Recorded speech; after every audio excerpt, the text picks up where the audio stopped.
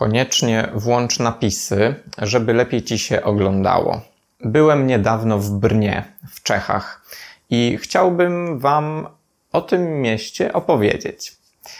Ono się nazywa Brno po czesku i po polsku też się nazywa Brno.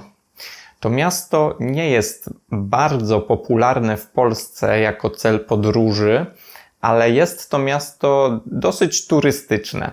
Myślę, że też w skali Europy nie jest bardzo znane. Ja w Brnie pierwszy raz byłem prawie 10 lat temu, ale o tym mieście całe życie wiedziałem, że istnieje.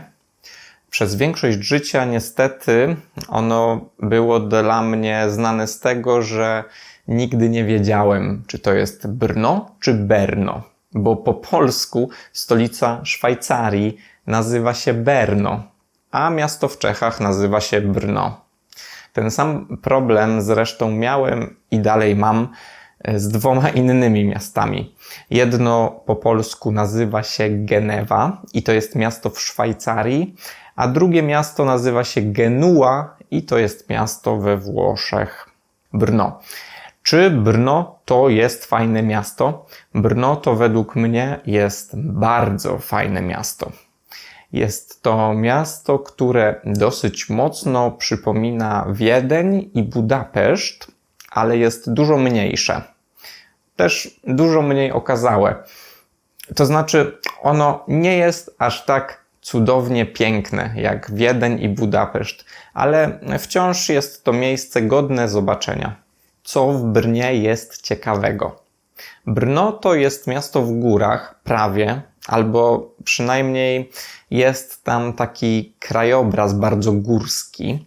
To jest miasto otoczone górami, miasto na górach i daje to bardzo oryginalny krajobraz. Nie jestem pewien, czy w Polsce jest takie miasto, które by było tak górzyste jak Brno. Prawdopodobnie nie ma. Przynajmniej nie miasto takich rozmiarów. W Brnie mieszka około 500 000 ludzi. Co jest w Brnie ciekawe? Ciekawe jest centrum. Centrum po polsku zazwyczaj nazywamy Starym Miastem, Stare Miasto, albo Starówką, Starówka. Stare Miasto w Brnie jest bardzo ładne. Jest tam na przykład piękny dworzec kolejowy. W Polsce nie ma takich dworców kolejowych. W Polsce są ładne dworce kolejowe, ale nie w takim stylu. Ten styl jest bardziej, dla mnie jest bardziej ciekawy. Oprócz Starego Miasta i pięknego krajobrazu, tak jak mówiłem, w Brnie jeszcze ciekawi mnie taka rzecz, że można tramwajem dojechać nad jezioro i na tym jeziorze jeździ tramwaj wodny. I tym tramwajem wodnym można przepłynąć całe jezioro. I trwa to strasznie długo, chyba godzinę albo 2 godziny.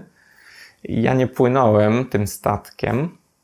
Nie wiem, czy to jest formalnie tramwaj wodny, czy prom, czy statek.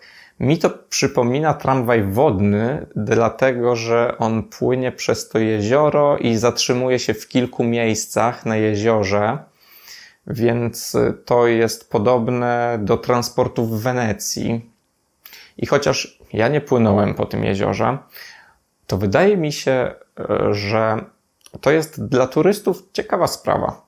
Ja też lubię w Czechach bardzo czeską kulturę restauracji, do których ludzie przychodzą sobie pić piwo i rozmawiać ze znajomymi. Niestety przychodzą tam też, gdyż się po prostu nudzą i siedzą tam czasem cały dzień i piją alkohol. To jest taka negatywna strona tego zjawiska. Ale miasto ogólnie jest bardzo przyjemne. Stare Miasto jest bardzo przyjazne pieszym. Nie ma tam samochodów, są tylko tramwaje i piesi. Można też jeździć na rowerze prawdopodobnie. Obok Starego Miasta jest też wzgórze, takie dosyć wysokie. Tam trzeba dosyć długo wchodzić, żeby dojść, a na wzgórzu jest zamek. I oczywiście jest też ładny widok z góry. Fajne jest to, że można na górę wejść i ten widok zobaczyć bez płacenia, bez wchodzenia do zamku. Ale do zamku też oczywiście można wejść, jeśli ktoś chce. Mnie to nie interesowało.